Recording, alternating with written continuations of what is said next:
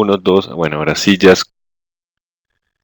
me escuchan, ya tengo audio y Clemencia, te voy a activar el micrófono, porfa. Listo, ya debería escucharte.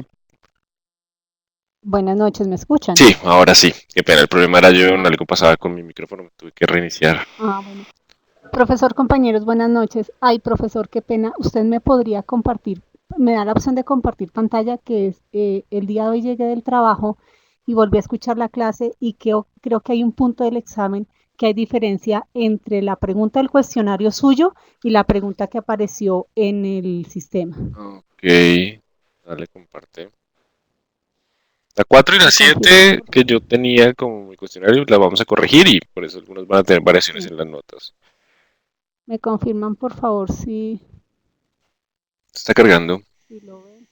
Bueno, perfecto.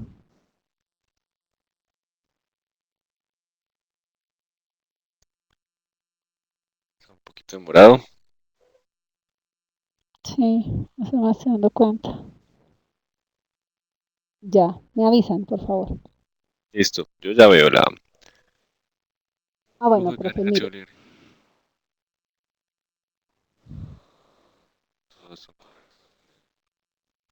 Flujo de caja negativo. Ok, sí, claro. Entonces, creo que la respuesta correcta es la C. No. Ah, bueno, sí. Con base en lo que ¿Sí? estaba ahí. Qué raro. Sí, entonces, claro, para el sistema, si la persona fue a mí me parece que una compañera de CSA que ya le parecía que había una pregunta repetida, y me parece que Sí, fue que la persona que transcribió cogió de otra pregunta esta misma opción de no fluctúa tanto como la utilidad neta. claro. Flujo de caja obligaría la. Sí, tienes Exacto. toda la razón. Entonces. Para el sistema, todas son correctas, es la B, pero realmente para nosotros la pregunta correcta es la C. Entonces tocaría cambiar a la opción de la B a la C. Listo, entonces voy a anotar ese en los cambios. De hecho, mañana voy a enviar los cambios porque sí se pueden evaluar todos porque pensé que me tocaba hacer manual los ajustes. Entonces un flujo de caja negativo obligaría a, y aquí déjame tomar pantallazo a mí para Claro, profe. ver cómo quedó en el sistema contra lo que yo tenía. Ok, y así puedo enviar el correo. Claro. Entonces son tres preguntas las que van a sufrir cambios mañana mismo. Esta noche envío el correo cuando terminemos la clase. Y esa para mí es la pregunta 10, ok. Y esa, en mi caso, me salió la pregunta uno. Esa fue la uno para mí. Sí, claro, y la que mejor suena según las respuestas que tenemos ahí disponibles es reducción en CAPEX. Ok, perfecto. Listo. Ya tomé nota, entonces mañana envío el correo para que puedan tener sus notas correctas. Listo, profe, muchas ¿Listo? gracias. A ti por darte cuenta de ese error. La verdad, pues yo no había visto el sistema. Ok, bueno. Ahora sí, ¿cómo paro de compartir para? Espérame a ver si... Ya, aquí ya. Ya, Listo, ok, ya profe, voy a gracias. compartir yo. Bueno, también les tengo una buena noticia. Decidí hacer el último examen más de análisis. Selección múltiple sigue siendo tres opciones disponibles. Pero no van a tener que hacer cálculos. Entonces me voy a concentrar mucho en lo que hemos visto en la sesión pasada, en esta, para que puedan responder de manera correcta. Entonces no van a tener cálculos, sino va a ser más de análisis. Por ejemplo, si les pregunto, bueno, que si una compañía tiene una razón corriente del 0,8, ¿qué podría ser? Opción A, opción B, opción C. Entonces vamos a hacerlo mucho más sencillo. Preparé otra vez 12 o 14 preguntas, el mismo nivel de preguntas. Y el trabajo para subir la nota, recuerden, yo les envío un correíto, aprovechemos que estamos acá y vuelvo y les envío correo, asunto, recuperación, peor nota o prueba faltante. Esta plataforma no me gusta. Qué bueno, no lo envió. Recuperación, peor nota o prueba faltante. Deberán realizar un resumen de una página donde mencionen los puntos claves de las últimas calificaciones de riesgo de ENCA y Semargo, ¿cierto? Esta información la encuentran en el CIMEP, Registro Nacional de Valores Emisores de la Superfinanciera. Entrega máximo, lo dejamos para el sábado, ¿cierto? El sábado en la noche a mi correo lian_villamizar@yahoo.com.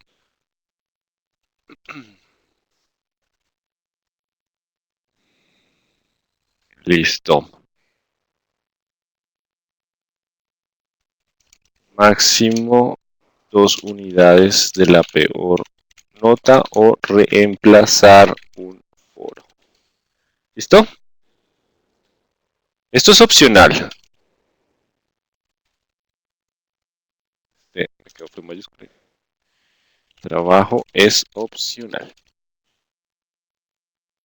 ¿Listo? ¿Algo que deseen agregar?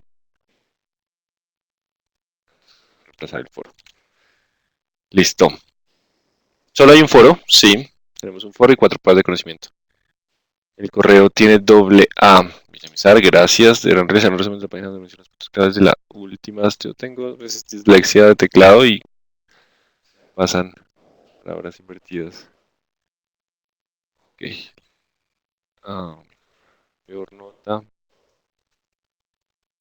de las pruebas.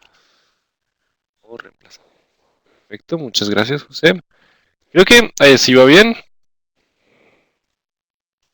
Más detalles, ver clase 1, semana 4. Para quienes no asistieron, sino que ven la grabación. Robertson tiene una duda. Si no presentó la segunda prueba, sí, tendría un 2, pero a quienes faltaron de prueba tienen un trabajo más exigente. Entonces, coloquémoslo acá. Quienes no hayan presentado, si es, hasta ahora tengo problemas de redacción fuertes. Segundo, porfa.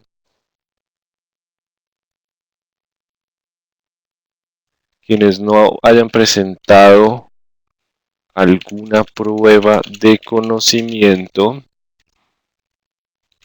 deberán realizar un resumen de las dos clases y analizar, yo coloqué qué empresa, la empresa Bolsa de Valores de Colombia, con los indicadores vistos en clase. Así si tuvieron inconvenientes, pues el trabajo será exigente. La máxima nota posible será 4, dado que pues tuvieron más tiempo que los demás. Entonces no sería justo calificarlos sobre 5. ¿Están de acuerdo con este planteamiento?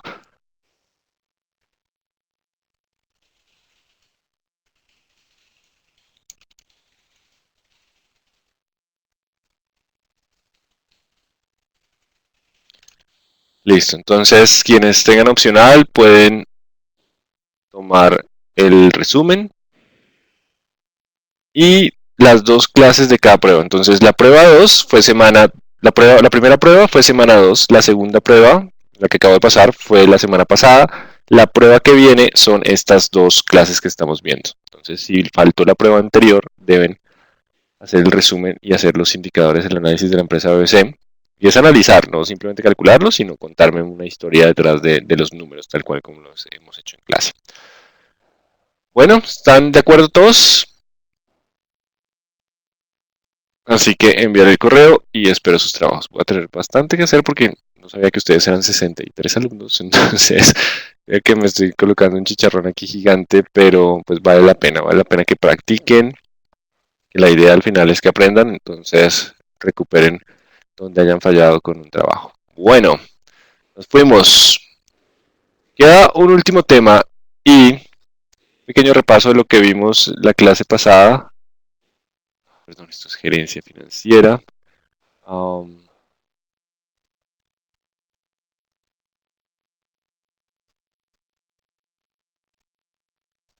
entonces, recuerden, ¿qué es una buena empresa? Hasta el la clase previa vimos cómo el análisis financiero pues tenía impactos y era muy útil para la inversión en acciones. Teníamos tres ejemplos.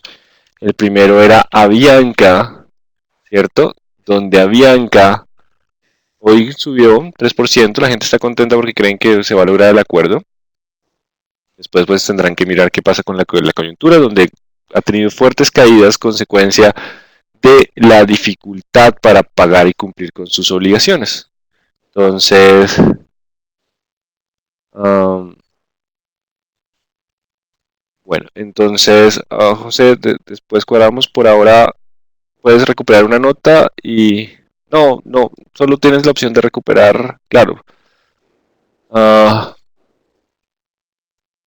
bueno, quienes deseen presentar los dos trabajos y ya hayan presentado el examen, tienen la opción de recuperar, mejorar la nota del examen. Entonces, para que te esté todo el día. Bueno, ahora, teníamos una compañía en dificultades, ¿cierto? Pero cuando ustedes hablan de bolsa, el análisis financiero, y lo tocamos cuando veíamos el top-down investment, decíamos, ustedes van a analizar cómo está la economía, ¿cierto? Y por eso hablábamos del ciclo económico, las empresas de sectores defensivos y demás. Entonces vemos cómo está la economía. En la economía hay sectores que se van a desempeñar mejor que otros. Y dentro de ese sector estaba la empresa. Para ustedes escoger y ya no solo llevarlo a bueno, bonito y barato, porque aquí el análisis financiero, tanto en su rama de análisis cualitativo como el análisis cuantitativo, que eran las cifras, vimos ambos, faltaba un componente que era, oigan, hay que comprarla a un precio interesante. Por eso es probable que dentro de su curso y carrera, su carrera, vean una clase que sea valoración de activos. ¿Cierto? La idea es saber qué precio vale y si es justo pagar a lo que está cotizando la acción. Entonces, hay un componente adicional y si decimos, oigan, compremos una empresa, es porque la mayoría de indicadores que vimos en esta clase y los más relevantes están mostrando señales de crecimiento empresarial, como vimos en ISA, una empresa creciendo en ventas, con crecimientos importantes en la utilidad neta, con liquidez, con un endeudamiento moderado y con perspectiva de seguir creciendo si los negocios de energía eléctrica y de construcción de infraestructura seguían avanzando en el tiempo. Entonces, si tienen esas condiciones, vale la pena comprar una empresa. Desde la óptica del análisis financiero dirían, sí, me gusta, está muy bien, pero también desde la bolsa dirían, bueno, comprémosla. Pero nos faltaría un componente y es que el precio debe ser justo. Entonces, hay acciones que pueden estar muy bien, pero han subido tanto, ¿cierto? Han subido tanto que de pronto ya alguien dice, oigan, a ese precio no vale la pena comprar. De pronto, si la acción cae en medio del zigzag característico de la bolsa, pues valdría la pena comprar esa acción. De lo contrario, pues podríamos decir, esa acción en esta cara, pues no, no la compremos, ¿cierto? Después hablábamos de las empresas que están en venta, en recomendación de venta, y son empresas que están mostrando una desaceleración en ventas, sus márgenes no están bien, o sea, están presentando dificultad en la mayoría de indicadores, tal cual como vimos en Cementos Argos, que si bien no está tan mal como Avianca, que tuvo que llegar a negociar con sus acreedores, pues si no mejora rentabilidad, era la conclusión que sacábamos en clase, pues posiblemente en el largo plazo, en unos años, va a tener dificultad para cumplir con sus obligaciones. De hecho, ahí el punto clave son las presiones sobre el flujo de caja. Entonces, las presiones sobre el flujo de caja son las que nos van a decir, oigan, ¿saben qué? Vendamos. Pero hay momentos en que las acciones han caído tanto como Semargos, que si bien decimos, oigan, no nos gusta, pero el último año ha estado como de lado, ¿cierto? Y el mercado frena un poco la caída. De pronto los lanzan a recomendación de mantener. Quiere decir como, oigan, el precio es tan barato, que uno diría, oigan, ya no vendamos más porque está muy barata. Y qué tal que mejore, ¿cierto? Entonces le cambiarían a un mantener, porque no hay una tendencia clara en los indicadores, ¿cierto? Vean que Cementos Argos aún tiene espacio para aumentar endeudamiento y ya el precio ha caído, entonces la gente dice, esperemos a ver qué pasa. Si ustedes no tienen una tendencia muy clara entre los indicadores y el precio de la acción, pues posiblemente tengan que decir, mantengámosla. Cuando uno ve que la empresa está bien, pero no tanto, no como para crecer, o no está tan mal como para decir que eso se va a quebrar, ¿cierto? Entonces simplemente la dejamos en mantener. Es como una indecisión en el panorama general de la compañía. Son las dos opciones que ustedes, las tres opciones que ustedes van a tener en términos de recomendaciones. Entonces vimos cómo el análisis financiero nos ayuda a ver cómo está la compañía. Si ustedes son gerentes, pues a tomar decisiones. Si son inversionistas, a buscar compañías que sean interesantes. Y hoy tenemos que ver otra óptica. Y es, ¿qué pasa si ustedes empiezan a trabajar como analistas de crédito? Ustedes son un banco y desean usar el análisis financiero para determinar si vale la pena prestarle o no a la compañía. ¿Hasta aquí tienen alguna pregunta?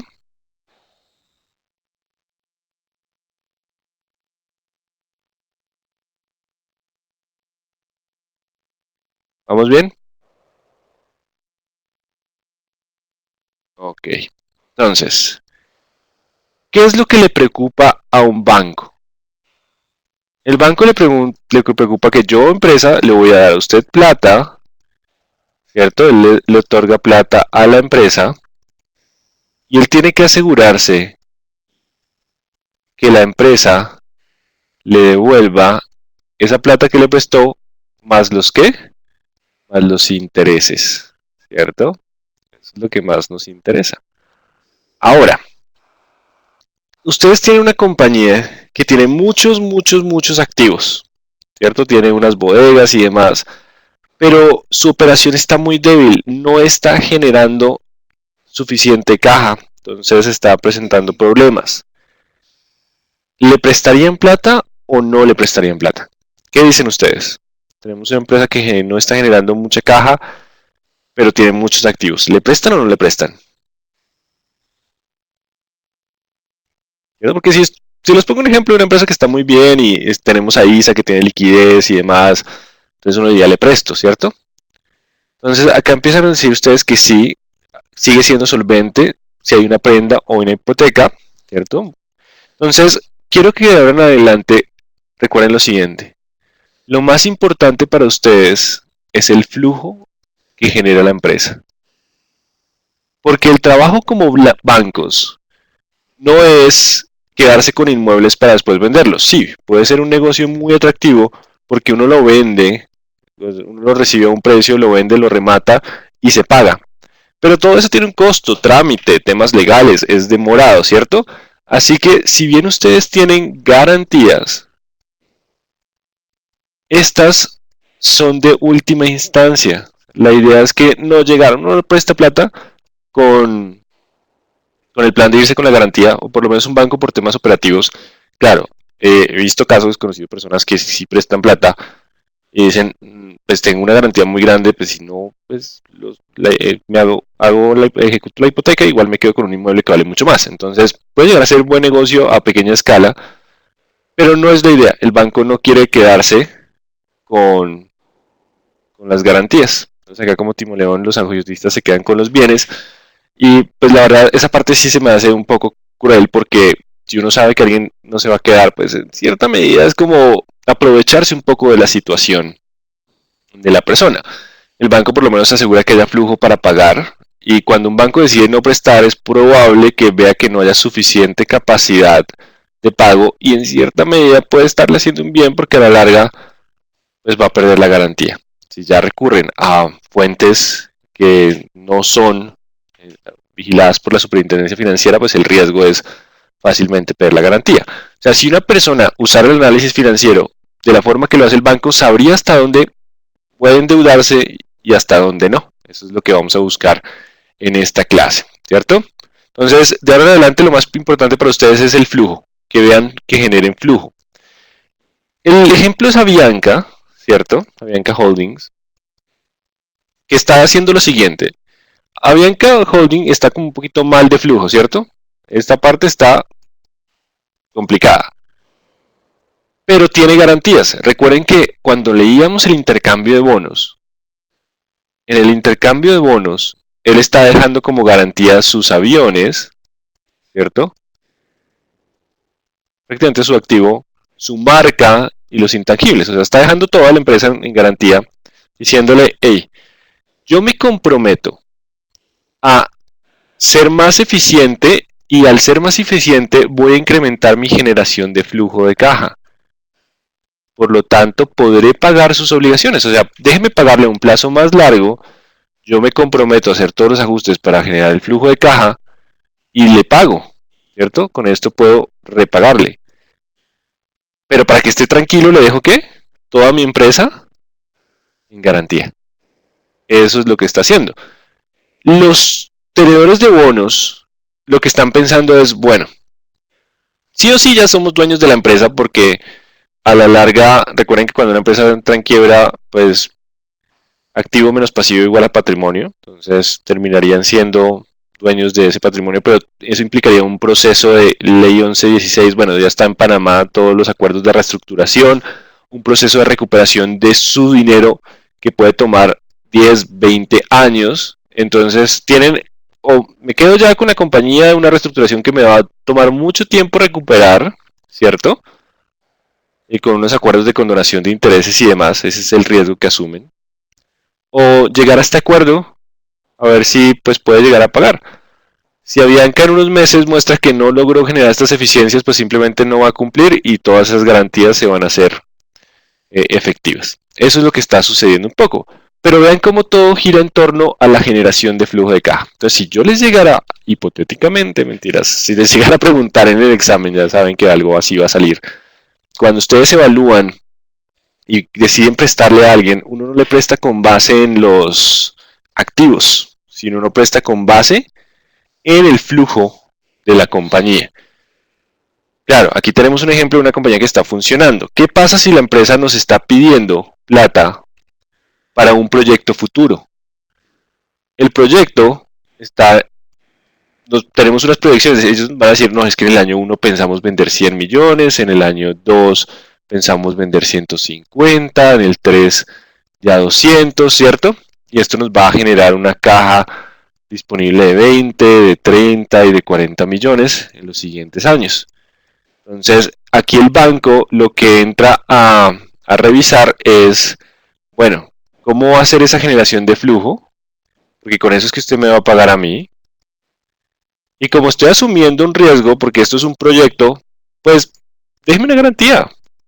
Este es el esquema más común cuando uno llega al banco con, oiga, présteme para un proyecto. Tengo fe que esto va a salir y hice los cálculos. Yo prefiero no tener tanta fe, sino hacer bien los cálculos y este proyecto va a funcionar muy bien. El banco, como está asumiendo un mayor riesgo, recuerden que acá hay más incertidumbre sobre los flujos futuros. La incertidumbre implica que riesgo, pues el banco quiere no asumir tanto riesgo y por eso va a solicitar garantía. Vean que igual sigue preocupados, ¿por qué? Por los flujos, con lo que les va a pagar. Entonces, cuando ustedes van a un banco a solicitar crédito, muestren flujo. Lo que desean, deben mostrar es cómo están, qué tanta caja están generando en su negocio y con qué caja es la que van a responder.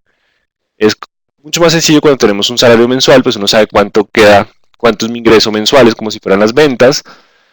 Todos los costos que se me va pagando, servicios, créditos, tarjetas, estudio y demás, más imprevistos, y ese es mi flujo de caja libre, ¿cierto? Vamos a llamar flujo de caja libre, free cash flow, flujo de caja libre, y con base en eso es que me puedo endeudar, o sea, conociendo cuánto es mi flujo de caja libre, yo puedo mirar, bueno, con esto voy a pagar el capital más los intereses, o sea, la cuota, y esto me tiene que alcanzar.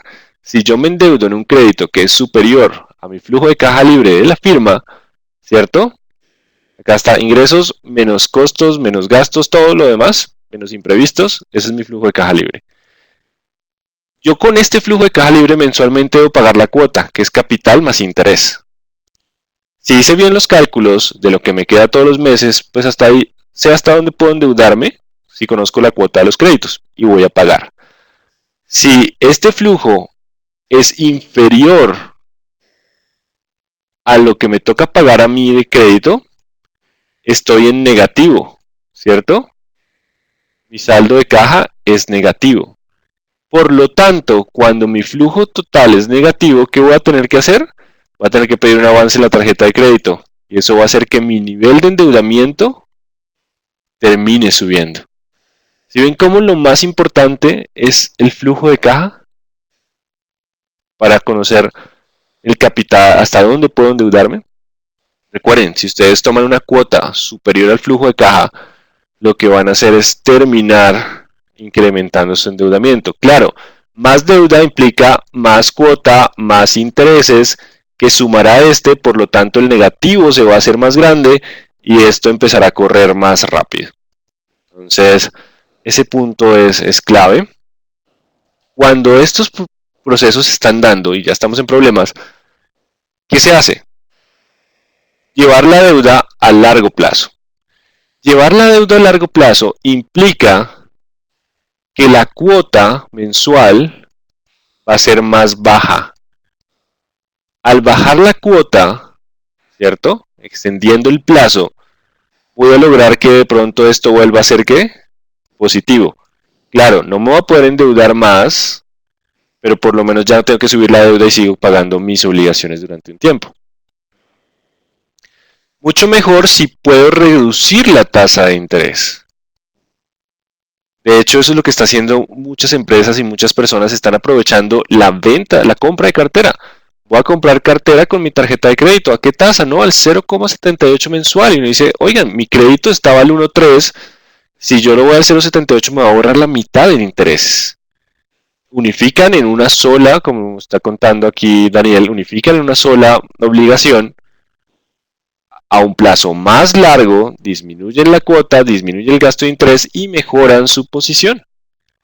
Lo que no deben olvidar es hasta dónde les alcanza su flujo de caja libre. Y quiero que anoten esa palabra, flujo de caja libre. Lo vamos a poner ya técnico, flujo de caja libre de la firma. Cuando yo hablo del free cash flow to the firm, flujo de caja libre de la firma, estoy hablando de lo que le queda libre a la empresa para pagarle a los proveedores de capital. ¿Quiénes proveen capital en una compañía? La deuda, el pasivo, ¿cierto? Y los accionistas, los del patrimonio. O sea que de este flujo de caja libre yo tengo que pagar las deudas, sumen por ahí también los impuestos, y si algo queda, pues puedo pagar dividendos a los accionistas. Por eso es tan importante conocer el tema del flujo de caja libre. ¿Hasta aquí alguna pregunta? ¿Vamos bien?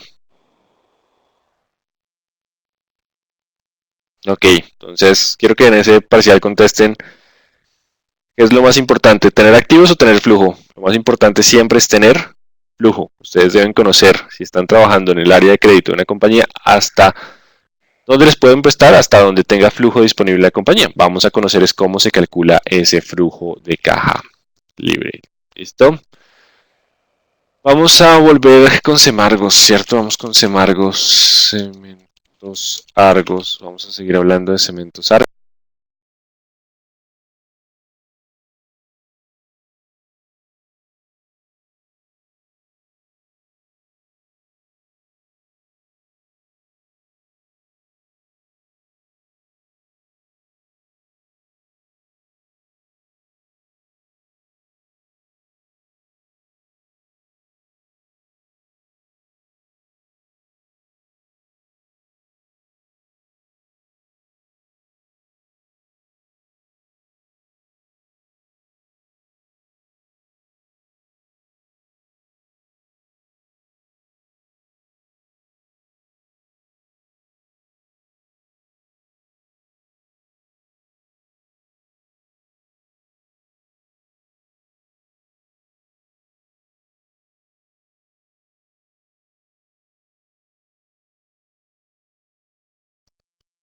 Perdón, se fue el audio, fue mi culpa. Ok, vamos a hablar de Cementos Argos. Voy a tomar, o tomé ya, las cifras de cuarto trimestre. De hecho, había tomado primer trimestre. Voy a tomar la cifra de cuarto trimestre de 2018. ¿Para qué? Para no tener que hacer ese ajuste de buscar los 12 meses en el estado de resultados. Aquí ya están los 12 meses. Así no nos confundimos y nos concentramos en lo importante. Pero recuerden que siempre tenemos que tener 12 meses en el estado de resultados, bien sea de forma trailing o de forma forward, para que las cifras sean comparables. El balance general es una foto, 12 meses, el estado de resultados tendría que estar en las mismas para que podamos hacer los cálculos y las cifras sean comparables. Recuerden también esa parte. Bueno, ahora, habíamos hablado del EBITDA, que era la utilidad antes de impuestos, intereses, depreciaciones y amortizaciones, y lo asimilábamos a la generación de caja de la compañía. Claro, porque la utilidad operativa es lo que me dejó la operación, pero lo que fueron depreciaciones y amortizaciones no fueron salidas de efectivo, o sea, esta plata sigue estando en el negocio. Entonces, lo que hacemos es devolverle esas depreciaciones y amortizaciones y nos da el EBITDA. Con el EBITDA vamos a cubrir todo lo demás, los gastos financieros, los impuestos y si algo queda para los accionistas. Así que el EBITDA es una buena medida de la generación de caja, de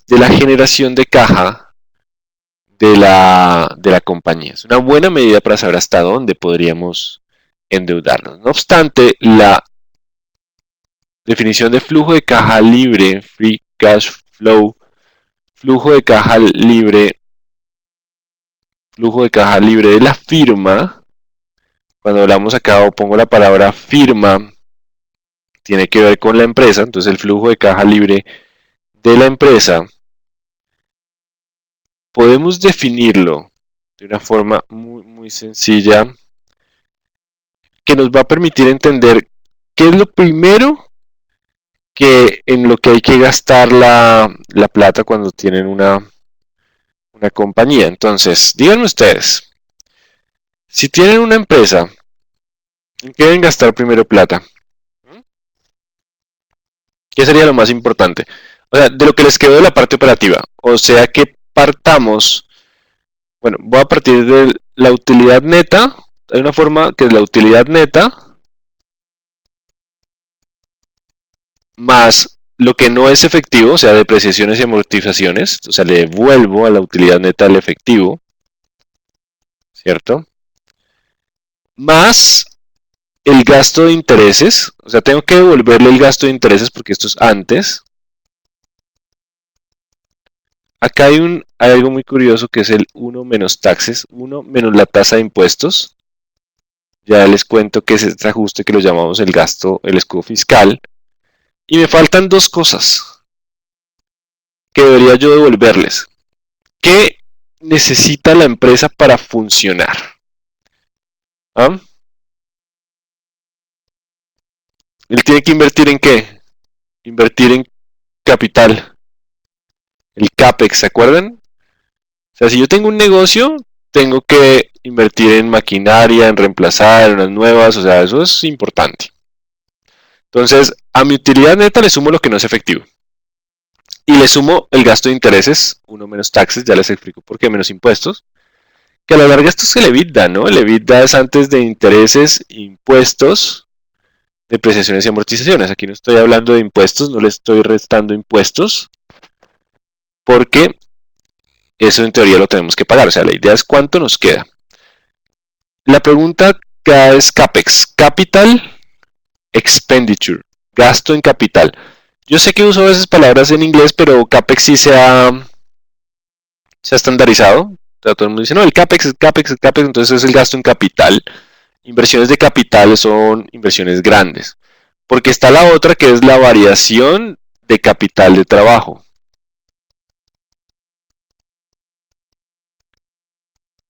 ¿Cierto? Ese es otro, capital de trabajo.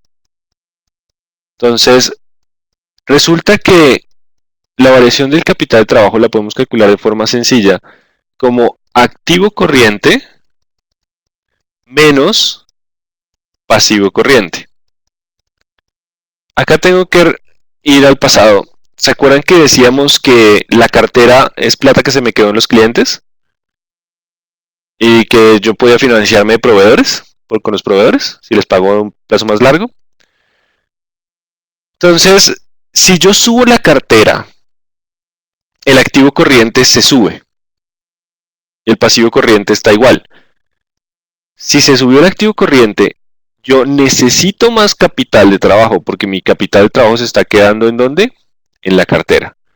Entonces eso lo tengo que restar. Si hubo variaciones, acá resto es la variación. Porque si mantengo balanceado mi cartera, mi proveedor, mis inventarios, pues va a estar cero, entonces yo no necesito ni poner ni me está dando capital. Aquí estaría la variación de capital de trabajo. Entonces, el flujo de caja libre de la firma es la utilidad neta más todo lo que no es efectivo, más los gastos de intereses. Claro, no le resto los impuestos porque eso hay que pagarlos, ¿cierto? Si no, hablaríamos del EBITDA, porque el EBITDA devuelve impuestos, por eso no pongo la palabra EBITDA acá. El EBITDA es una buena aproximación a la caja, pero igual hay que pagar impuestos. Y la empresa tiene que cumplir con sus inversiones. Después le restamos la variación de capital de trabajo. Y esto, el resultado de esto es lo que vamos a conocer como el flujo de caja libre, que tiene un fin. Pagar a la deuda, con eso es que pago mi deuda. Y si algo queda, con eso es que le doy dividendos a los accionistas. Entonces lo que más nos interesa es saber ese flujo de caja libre de la firma. Cuando revisen los informes de las calificadoras de riesgo van a encontrar mucho que hablan del flujo de caja operativo, del flujo de caja libre, sobre todo el flujo de caja libre, porque de ahí es donde va a pagar a los proveedores de capital, va a pagar a los del endeudamiento. ¿Hasta aquí alguna pregunta?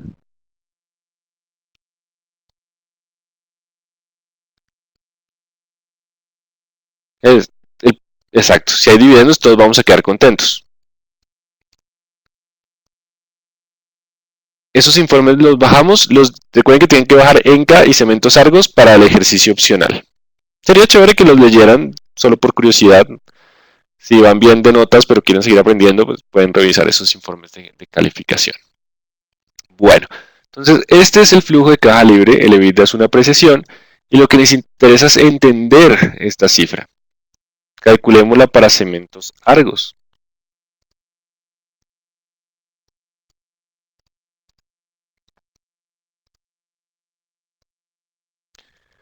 Bueno, acá me están contando que el tema es interesante. Más literatura. Recuerden el libro de El inversor inteligente de Benjamin Graham. Es muy bueno porque enseña a revisar muy bien todas las compañías. Es grandecito, pero son 500 páginas interesantes. Quiero que vean. Bueno, acá me preguntan que colocar otra vez el flujo de caja. Aquí pueden revisarlo. Vale que vean una película que se llama. Busquen el caso Enron. En el caso de Enron, los tipos que estafaron a América. Es una película ya viejita, pero es un caso interesante de todo lo malo que hicieron con base en la contabilidad. Entonces quiero que revisen ese caso, es interesante. Entonces pueden tenerlo presente. Bueno, vamos a hablar del flujo de caja de Cementos Argos.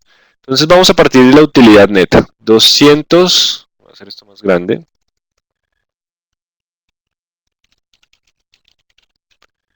291,434. Ese es su flujo por utilidad neta. Hay que devolverle los gastos de intereses multiplicado por 1 menos la tasa de impuestos. Aquí viene un tema interesante, el escudo fiscal.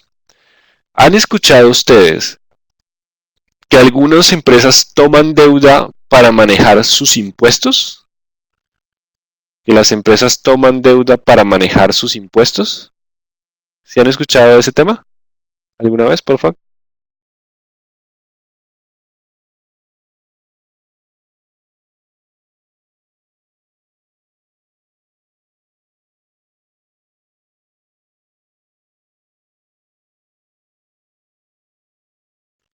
¿Se han escuchado? ¿No? ¿Jamás? Ok. Ya van a entender por qué algunas compañías van a tomar deuda para pagar menos impuestos. Entonces, voy a colocar acá la utilidad operativa de un ejemplo. Mi utilidad operativa fueron 500 millones de pesos. Tengo mi gasto financiero. Recuerden que en el gasto financiero, en el estado de resultados, aquí, solo están viendo intereses. Si una empresa paga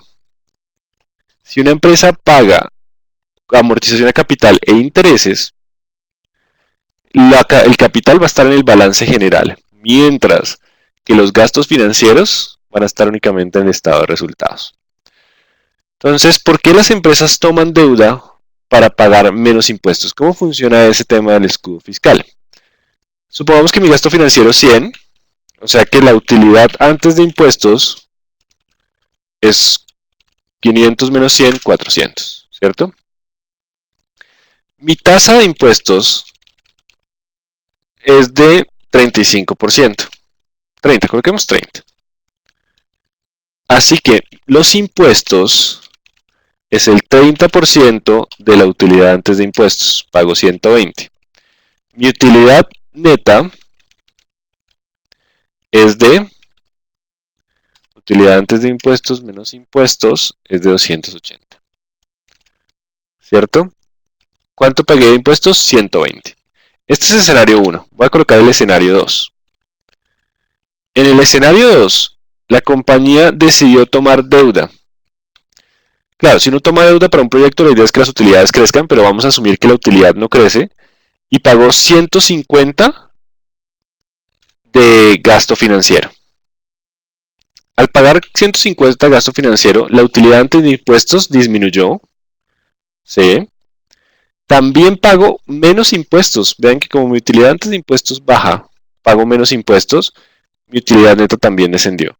Pero recordemos el análisis vertical, perdón, el horizontal, y veamos las variaciones. Entonces, ¿qué pasó del escenario 2 al escenario 1? Entonces, la utilidad no varió. El gasto financiero se incrementó en un 50%. Sí, acá hay una pregunta de Daniel, ¿es deuda financiera? Sí, claro, es tomar deuda financiera porque necesitamos subir el gasto financiero. La utilidad antes de impuestos cayó 13%. Los impuestos cayeron 13%, pero mi utilidad neta cayó 13%. Vean que un incremento del 50% hizo que descendiera en 13% todos estos rubros y en valor absoluto mi utilidad bajó 280 menos 245, bajó 35 pesos, mis impuestos bajaron 15 y mi utilidad antes de impuestos 50. Entonces, lo que sucede acá es que yo estoy pagando una menor cantidad de impuestos, ¿cierto? Una menor cantidad de impuestos gracias al gasto financiero. Si mi gasto financiero fuera 100, recuerden que pago más impuestos. Entonces, hay un ahorro aquí. Lo que quiero que se enfoquen es en este ahorro. Aumento el gasto y disminuyo impuestos. Mal sería si yo tuviera que pagar 120, pese a que mi gasto financiero ha subido, ¿cierto? Ahí está el ahorro. ¿Cómo se expresa ese ahorro? Supongamos que la tasa de interés de los bancos, la tasa de interés que me están cobrando es del 10%. Entonces, yo estoy pagando el 10%. Pero en realidad, el interés menos el ahorro fiscal se calcularía como la tasa de interés multiplicada por 1 menos la tasa de impuestos. Como yo tengo un ahorro de 15 pesos, 15 millones, en realidad mi crédito está costando el 7. Yo sé que es un poco extraño, pero al bajar utilidad por pagar impuestos, por pagar intereses, pago menos impuestos, tengo un ahorro. Es como si tuviera un crédito a una tasa más baja. A primera vista es un poco enredado, lo acepto, pero es interesante ver eso. Entonces van a escuchar muchas compañías que para manejar impuestos terminan tomando deuda simplemente para disminuir impuestos. Al tomar ustedes deuda, recuerden, ahorran impuestos, en realidad el costo de ese crédito fue menor. No fue 10%, sino que fue 7%. ¿Quedó claro? ¿Me expliqué bien? Que sé que es un poco enredado, pero lo que me interesa es eso, que pagan menos impuestos. Entonces tomar deuda no es tan malo. A mí me causa curiosidad cuando la gente dice que los bancos son malos. Los bancos tienen su negocio, sí, ellos se cubren muy bien en no perder, es parte del negocio y cobran por el costo del dinero.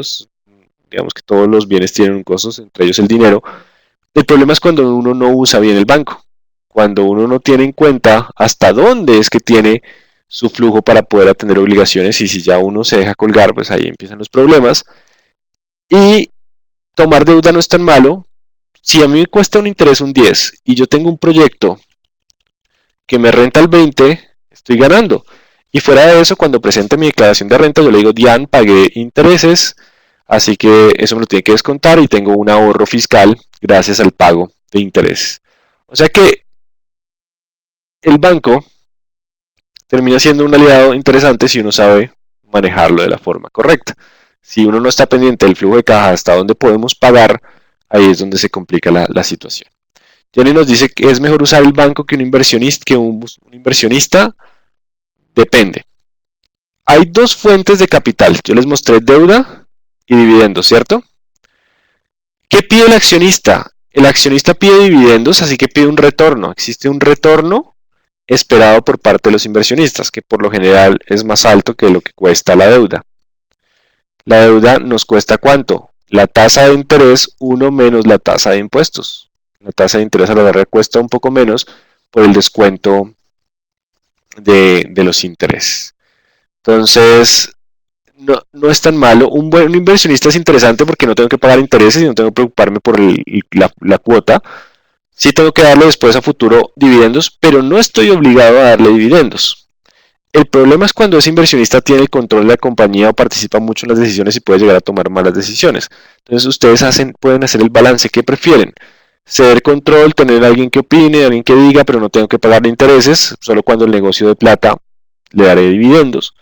O prefiero tener el control del negocio y financiarme con bancos, pagarle intereses y que me ayude a pagar un poco menos impuestos. Ese sería el balance. Acá hay una pregunta de Carlos que dice el proyecto 20. Hasta lo coloqué, que era un ejemplo de lo que uno hace en la lógica. Recuerden que las finanzas es muy sencillo. Comprar barato, vender caro. Cuando ustedes ven personas que dicen, no, es que yo no he estudiado, no he hecho nada, pero hago plata, es porque entienden muy bien la lógica de comprar barato, vender caro. Entonces, si ustedes toman una deuda del 10% y la colocan en un proyecto que renta el 20%, pues están ganando el diferencial. De hecho, teniendo en cuenta el impuesto, se están ganando un 13% al año. Este 20 lo saqué como un ejemplo de colocarle una tasa más alta de lo que me cuesta la deuda. El problema es que si yo saco un carro, un vehículo, estoy pagando la tasa de interés más la depreciación y la pérdida de valor que tiene ese vehículo más todos los gastos. O sea, un vehículo claramente no es una inversión, ni es un ahorro, es simplemente un lujo. De pronto activos que se puedan valorizar como inmuebles, sí se pueden tener una lógica más de inversión. ¿Hasta aquí vamos bien?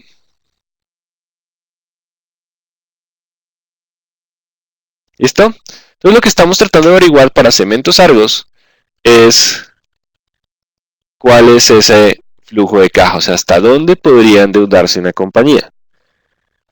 Entonces en 2018 tenía una utilidad neta de 291, tenemos que colocar aquí los gastos financieros que son 414,638, 414,638 por 1 menos, supongamos que la tasa de impuestos es del 30, ¿cierto?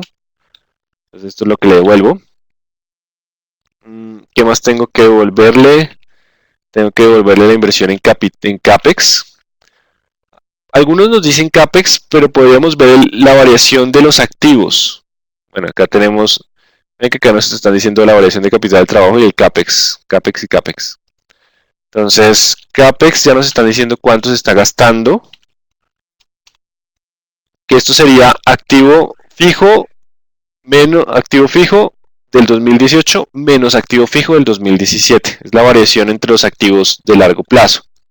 Entonces aquí tiene que gastarse 244,838 más 146,893. ¿Cierto? Es su CAPEX. Y nos faltaría la variación de capital de trabajo,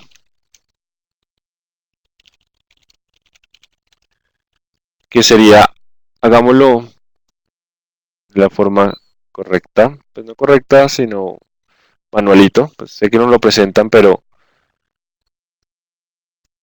¿cuánto varió? Es la variación de un año a otro. De hecho, acá se los pinté de la forma muy sencilla, que es la variación pero me faltó variación del activo corriente con variación del pasivo corriente. Entonces nos tocaría tomar el activo corriente de 2018 y 19, activo corriente 2018, 2019, perdón, 2017 porque tomamos 2018. Entonces el activo corriente es 2888. Estamos tomando todas las cifras, ¿cierto? 361 y 306056. Y el pasivo corriente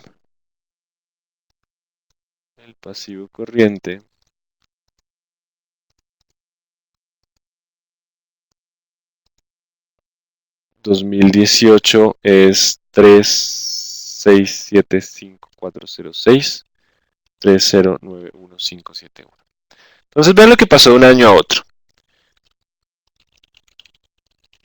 De un año a otro, los pasivos corrientes 2018 menos 2017 crecieron. Cuando yo crezco el pasivo corriente significa que no necesito capital, estoy trayendo capital, me estoy financiando más con proveedores. Y el activo corriente disminuyó. Al disminuir estoy recuperando capital.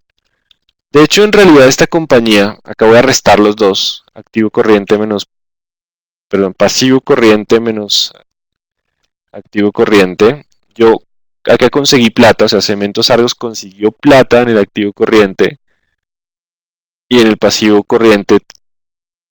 Bueno, acá recuerden que la razón corriente es negativa. Acá se financió más con proveedores, lo cual para ese periodo le terminó dando caja, ¿cierto? Recuperó capital de trabajo. Entonces, en este caso, recuperó una buena posición. No sé por qué aquí nos están mostrando apenas 200. Bueno, esto porque de pronto viene desde el EBITDA. Pero vamos a colocar esta cifra acá. Variación de capital de trabajo. Para ese año, recuperó. Y vamos a hacer utilidad neta más los intereses menos la inversión menos capital. Y acá tengo que hacer una aclaración. Esto tiene que ser, como yo recupero plata, esto tiene que ser signo negativo. Pues yo sé que los enredé. No, lo siento, perdón, mi culpa.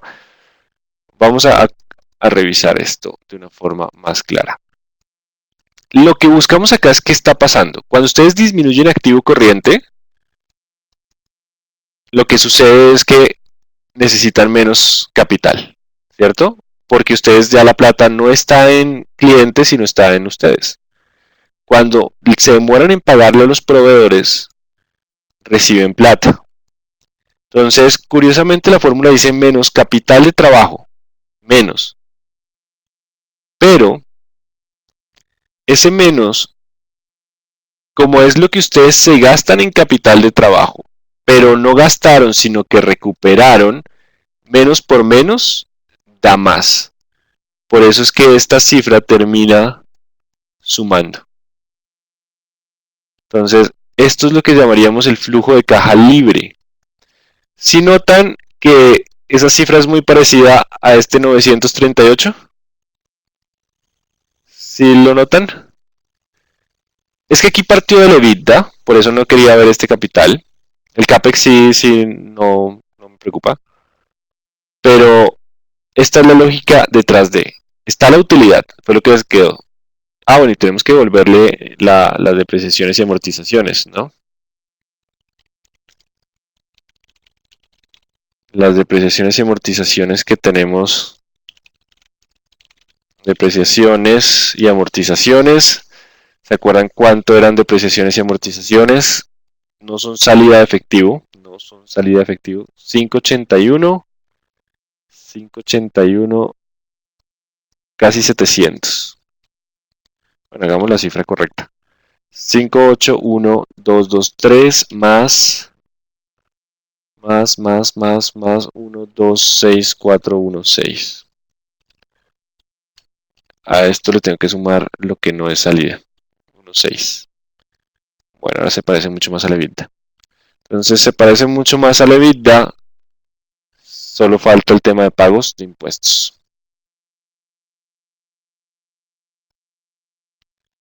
Entonces, corrijo acá. Este es mi flujo de caja libre de la firma.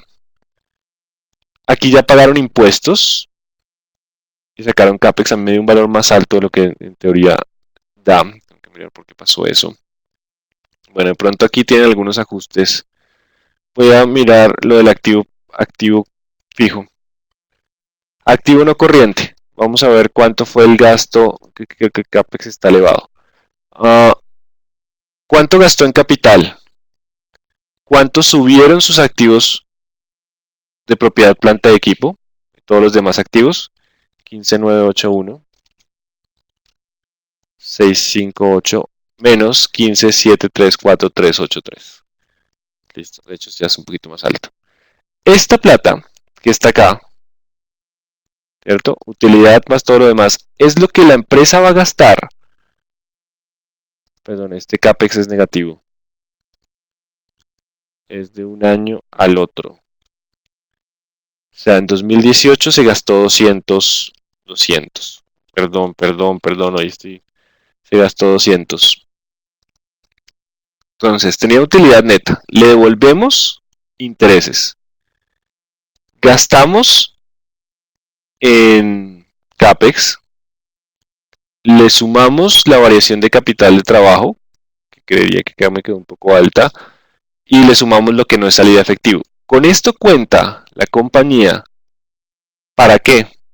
Para pagar, uno, financieros que ya están acá, impuestos están incluidos, o sea, ya están dentro de este rubro, y proveedores de capital. Con esto es lo que contaríamos para pagar una deuda. Supongamos que vamos a contratar una deuda de, aquí estamos hablando de millones. Voy a quitarle 3 ceros a todo para hacerlo más sencillo. Bueno, dejémoslo en 2 millones. Vamos a tomar una deuda equivalente a 100 billones a un plazo de 5 años, a una tasa anual del 10%, ¿cierto? ¿Cuál sería mi cuota? La fórmula es pago, está en inglés, pago, la tasa del 10, número de periodos 5 años, valor presente, pagaríamos 26.000, está muy alto, listo, entonces vamos a pagar 5 millones, vamos a pedir una deuda de 5 billones.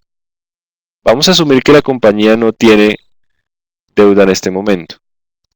Bajo este esquema, ¿cierto?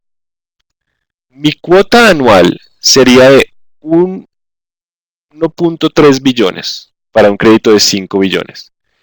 ¿Contra qué yo debo comparar esa cuota? Es contra mi flujo de caja libre de la firma. Entonces vamos a comparar este valor contra la cuota. Si el flujo de caja libre es superior a la cuota, significa que él puede pagar intereses y gastos, ¿cierto?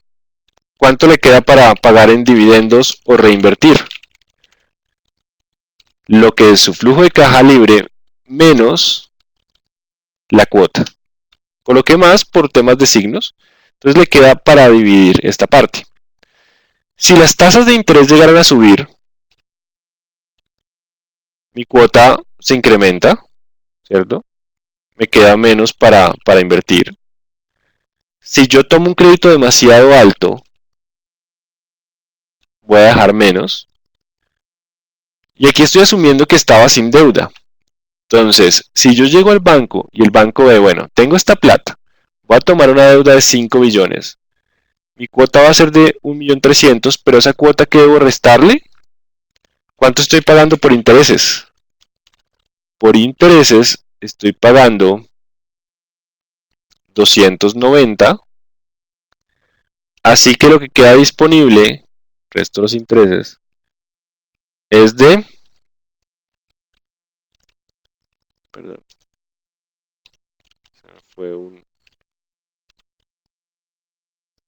menos de 660. Entonces, por eso es que Cementos Argos, si bien estamos diciendo que tiene problemas de liquidez, aún no ha incumplido su endeudamiento porque genera suficiente flujo para atender obligaciones. Entonces, lo importante es que él tenga un buen EBITDA, una buena generación de flujo, porque contra ellos que vamos a pagar todos los demás, los intereses. De hecho, una forma sencilla y que se suele usar mucho en bancos es no enfocarse en esta parte, sino enfocarse en ¿qué?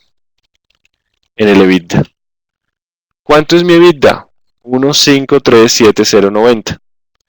¿Ese EBITDA me sirve para pagar los intereses, los gastos financieros netos? Sí. De hecho, acá a este EBITDA le van a tener en cuenta los gastos financieros y los impuestos. Entonces, verlo de una forma más sencilla es el EBITDA, impuestos y EBITDA, impuestos y gastos financieros actuales. Esto es lo que Semargos tendría disponible. Gastos financieros actuales 414,638.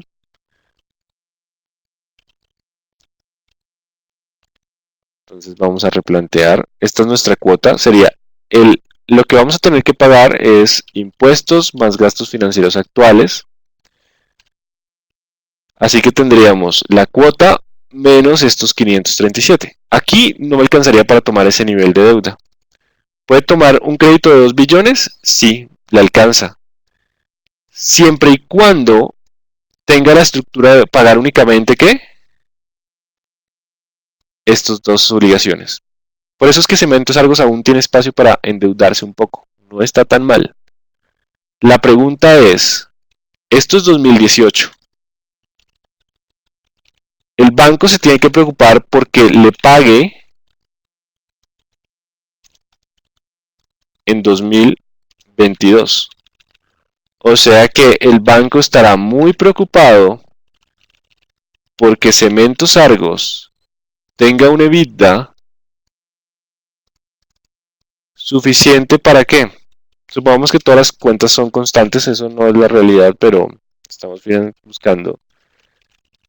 Cementos Argos va a buscar lo siguiente.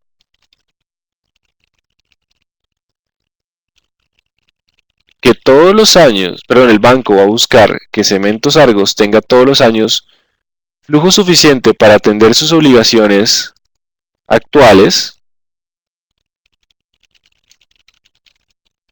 más la nueva cuota del crédito. Vean que teniendo en cuenta este esquema, Semargos no es que tenga mucho para endeudarse, ¿cierto? Porque cualquier otro imprevisto le puede costar. Y acá en este EBITDA no estamos contemplando CAPEX, ¿cierto? Hagamos que Cementos Argos invierta o tenga que asumir CAPEX y tenga que asumir capital de trabajo. Y ya lo estamos llegando a una lógica mucho más sencilla. Voy a colocar 100 en cada uno, solo para facilitar el cálculo. Las obligaciones actuales van a incluir este punto. Listo. Entonces, cuando el banco revisa el EBITDA, lo que está haciendo acá es una proyección de lo que él espera. El escenario conservador por ahora, simple para nosotros, va a mantenerse estable. Va a seguir con ese EBITDA pagando impuestos, va a pagar los gastos financieros actuales, va a tener que hacer inversiones de capital, va a tener que modificar su capital del trabajo y pagar la cuota del nuevo crédito. Bajo este escenario, ¿ustedes le prestarían? Aquí la precisión de Daniel es la que me gusta. El EBITDA también nos da una visión similar al flujo de caja para saber si pueden endeudarse. Sí.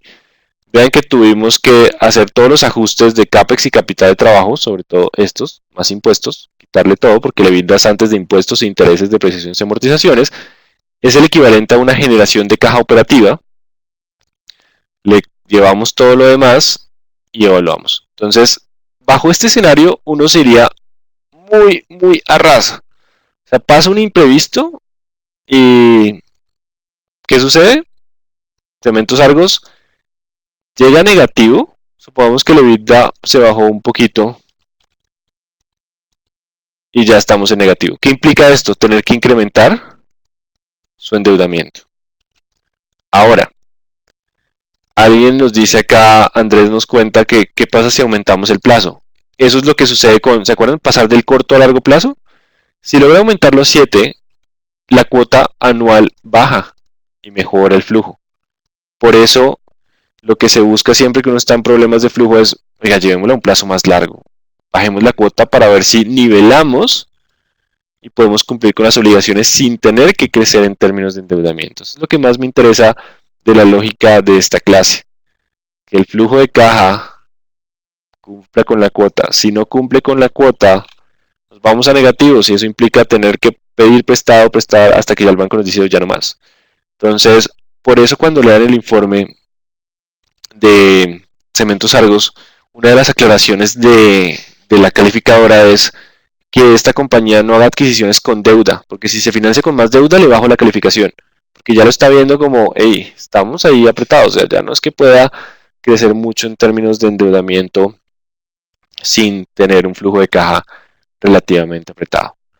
Claros con ese concepto de lo más importante es el flujo, el EBITDA es una buena apreciación, siempre hay que tener todos los gastos que deben cumplir, restar impuestos, restar las obligaciones actuales, lo que tienen que gastar en inversiones y lo que necesita de capital de trabajo.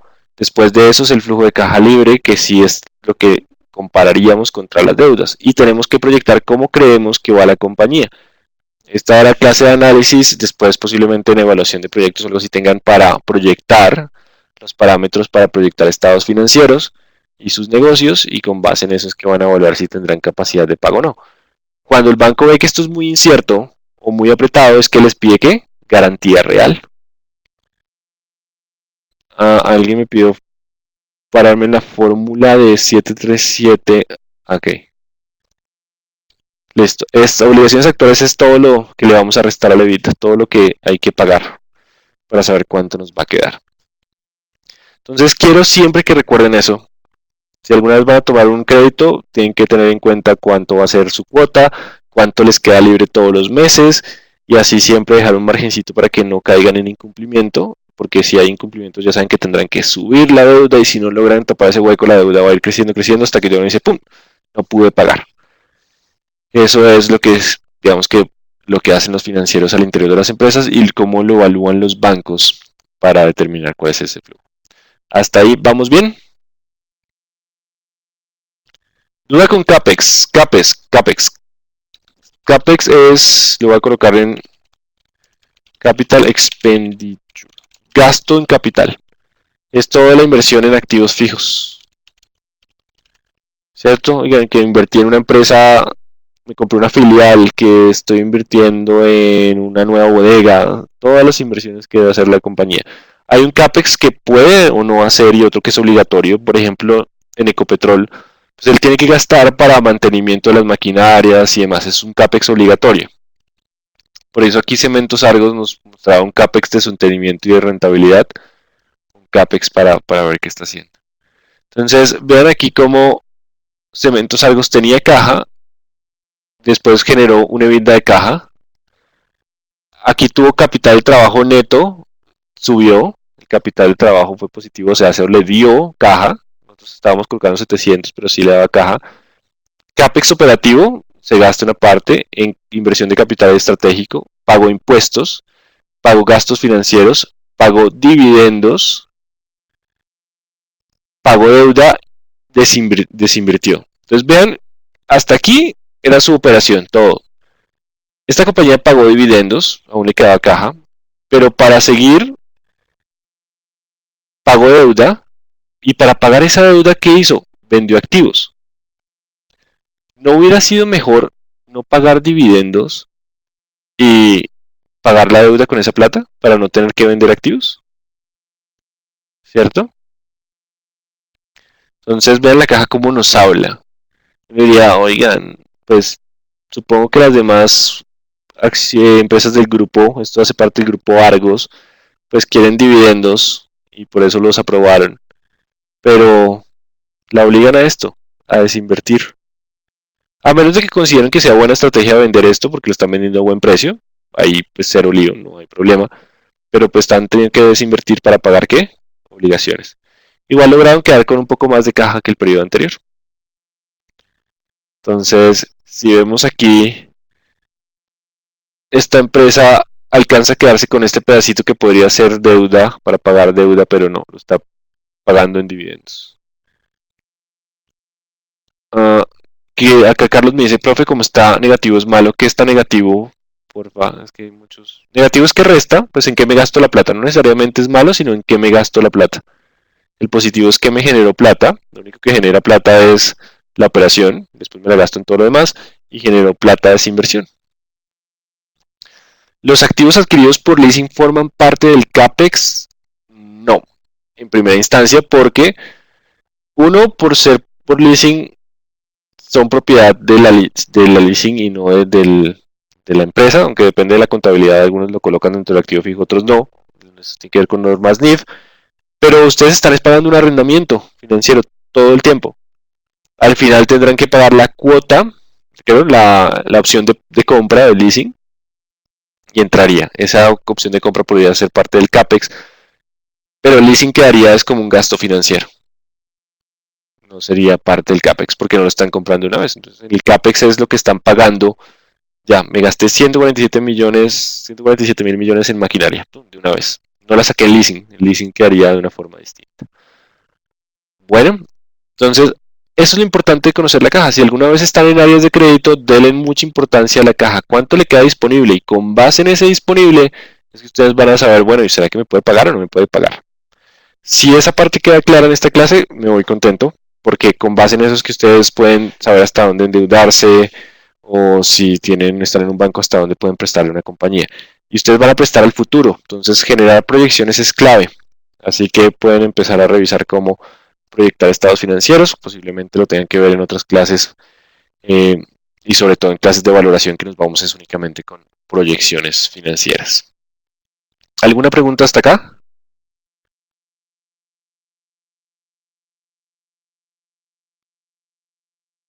¿Alguna pregunta? Ok, vamos bien.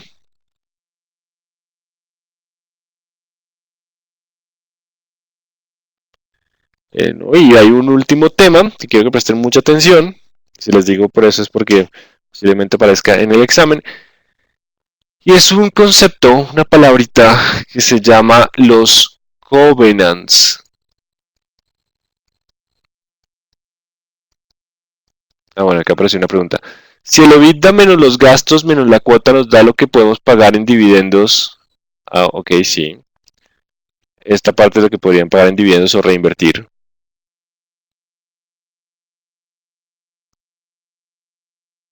Sí, les voy a enviar este Excel, está muy sencillo, pero ya se los envío. Entonces, sí, esta es la parte de lo que pueden pagar en dividendos o reinvertir.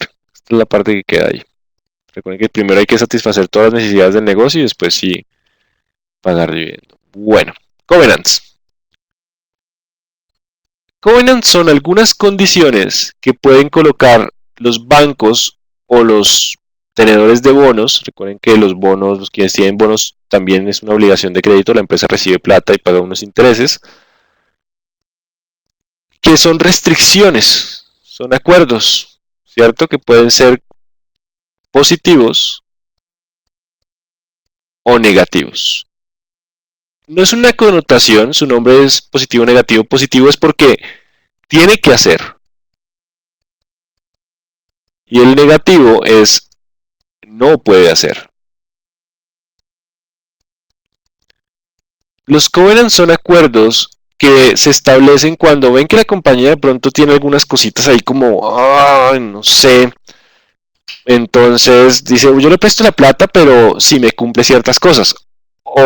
Y si no me cumple esto, hago efectiva la deuda. Por ejemplo, un típico covenant negativo es no puede dar garantías adicionales. O sea, yo tengo dos bodegas. Acabo de dejar mi bodega garantía. Acabo de dejar mi bodega como garantía de este crédito, pero me colocan esta condición de usted no puede coger la otra bodega y darla en garantía. ¿Por qué me colocan eso? Porque como ven que hay mucho riesgo, me dice, bueno, si de pronto esa garantía no me alcanza, me tengo que cobrar con la otra, entonces entraría en esa etapa de la liquidación. O le serviría para venderla y pagarme a mí. Entonces le digo, no puede dar garantía. No puede subir su endeudamiento más del 60%, ese nivel de endeudamiento que debemos pasivo sobre activo, no puede ser mayor al 60%. Si cumple eso, tiene que salir a pagarme de una vez, ¿cierto? Si se incumple, me paga. Entonces los negativos son no puede hacer esto, no puede hacer lo otro, me colocan condiciones. Y el covenant es qué tiene que hacer. Me quedé corto, que es que siempre son no puede. Es el ejemplo más común, pero sí, denme 2 segundos y recuerdo algún covenant positivo que es qué debo hacer. Por ejemplo, se me olvidó, un segundo.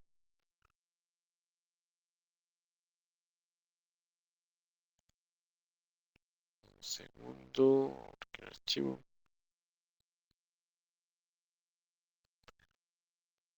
Bueno, debe, por ejemplo, es lo mismo, pero mantener un margen operativo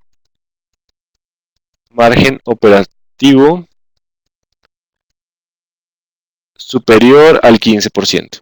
Entonces debe hacer algo. Claro, yo lo puedo expresar de forma negativa, su margen operativo no puede, sino que este no puede casi siempre tiene que ver con limitaciones al crédito. Este tiene que ver más con la operación. Por ejemplo, puedo decir, debe reducir tiendas o puntos de venta en un 10%. Puntos de venta no rentables, ¿cierto? Entonces, el positivo es debe hacer algo, el negativo es no puede. Aquí Daniel me está dando unos ejemplos, gracias por la ayuda. Reducir edades de cartera, entonces debe usted reducir su edad de cartera de 90 a 60 días en 2 años, o en un año, ¿cierto? Entonces, ¿qué tiene que hacer? Y el negativo es que no puede hacer. Esto lo van a encontrar mucho cuando se negocia con bancos, son créditos muy grandes y la empresa de pronto va a emprender un proyecto riesgoso o no. Recuerden que siempre que el banco vea riesgo, hay que tenerlo contento. ¿Y cómo lo tiene uno contento? ¿O da garantías o coloque covenants? Y este tipo de covenants, pues lo que ayudan es a que la empresa se ponga y toda la administración esté enfocada en cumplir estos objetivos, en hacer lo que yo le pido y no hacer esto para garantizar que el pago. Esto implicaría el beneficio para ambos, porque la empresa se vuelve más estable y puede cumplir con ¿qué? Con sus obligaciones. Eso es lo que estamos buscando en ese panorama. Entonces, claros con los covenants, positivos hacer, negativos no hacer. Esos son algunos de los mecanismos que tienen los bancos para pues, colocar restricciones y aumentar la probabilidad de pago de sus obligaciones. ¿Hasta aquí alguna pregunta? Lo más importante de esta clase es siempre el EBITDA y el flujo. El EBITDA y el flujo son unas buenas medidas para ¿qué? Para saber si nos va a poder pagar o no las obligaciones. Hay que proyectar cómo va a estar, cuáles van a ser sus gastos y demás, y si le alcanza la plata para pagar la cuota. Recuerden que si no le alcanza la plata para pagar la cuota, va a tener que subir su endeudamiento y en algún momento va a estallar si eso no cambia. Katy Moreno nos cuenta, el Fondo Monetario nos condiciona en el manejo de la economía. Sí, el Fondo Monetario Internacional es como si fuera un banco colocando unos covenants de esta forma. Le presto plata si usted me aumenta el periodo de pensión año para pensionarse, no sé, es un ejemplo, 60 a 65 y no puede aumentar el salario de los congresistas en un escenario hipotético. Entonces, por ejemplo, ¿cierto? Entonces no puede subir impuestos, no puede subir salarios públicos y que tiene recortar gasto público en el 10%. Entonces, ¿qué no puede y qué puede hacer? El FMI condiciona de esa forma. Eso fue lo que le pasó a Grecia. Si ustedes leen sobre la crisis que tuvo Grecia, Grecia le colocaron, bueno, les damos plata para que su economía funcione, pero hacen esto, esto, esto y no pueden hacer esto, otro. El gobierno que llegó en ese momento decidió, no, no vamos a hacer caso, no vamos a tomar las medidas de ajuste, no nos den plata. La economía colapsó, duró en un banco sin funcionar durante 2 semanas, la gente solo podía sacar 50 euros diarios y al final tuvieron que aceptar todas las condiciones de la FMI y recibir la plata. Entonces funciona de la misma manera.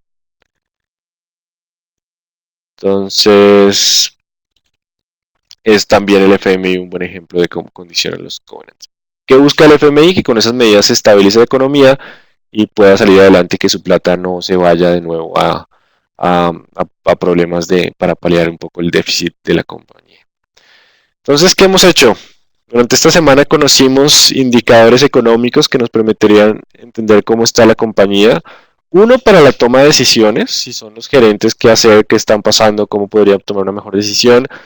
Dos, si son inversionistas para buscar empresas con potencial de crecimiento y que logren valorizar sus inversiones.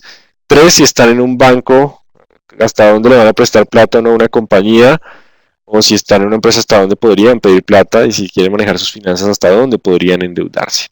Ese es entonces una muestra de lo que pueden hacer con análisis financiero, que a la larga es muy sencillo y es interesante, es de práctica. Con el tiempo, si empiezan a revisar informes financieros y demás, le van a coger más aprecio, pero nos da una buena mirada de cómo están las compañías. Pueden ver en la película del caso Enron, ahí van a ver algunos casos bastante curiosos de todo lo cómo manipularon la contabilidad para tratar de mostrar resultados que no eran ciertos y de cómo solo poquitos analistas decían que la empresa era mala y después esa empresa se quebró y mucha gente perdió plata. Lo cruel de ese escenario es que los directivos y dueños de la compañía le decían a todo el mundo tranquilos que esto está bien mientras ellos vendían las acciones. Bueno, entonces voy a compartir los archivos. ¿Tienen alguna pregunta hasta acá? Vamos a grabar este Excel rápido.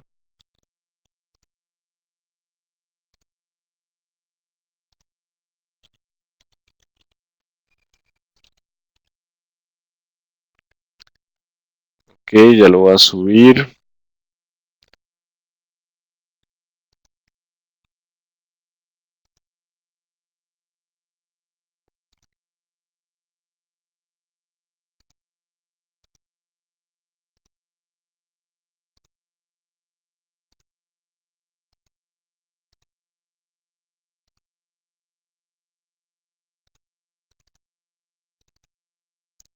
Listo, aquí están las presentaciones, están los Excel que hemos trabajado y el flujo. Recuerden que el examen ya no van a necesitar ningún tipo de cálculo, es más la lógica que hemos hablado durante estas 2 sesiones. ¿Dónde puedo comprar?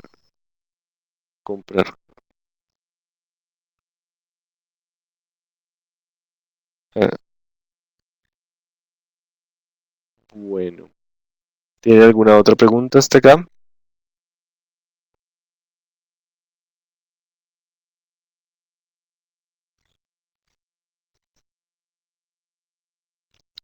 ¿Vamos bien? Bueno, entonces espero sus trabajos de recuperación. Tendré, creo que bastante trabajo el domingo calificándolos. Vamos, yo creo que mañana queda corregidas sus notas, que ya no son 2 preguntas, sino son 3 preguntas las que debo corregir de ese examen. Y nada, mucha suerte en esta última prueba.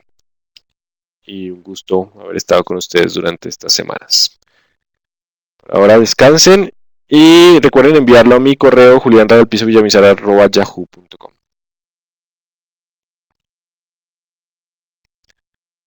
Muchas gracias a todos.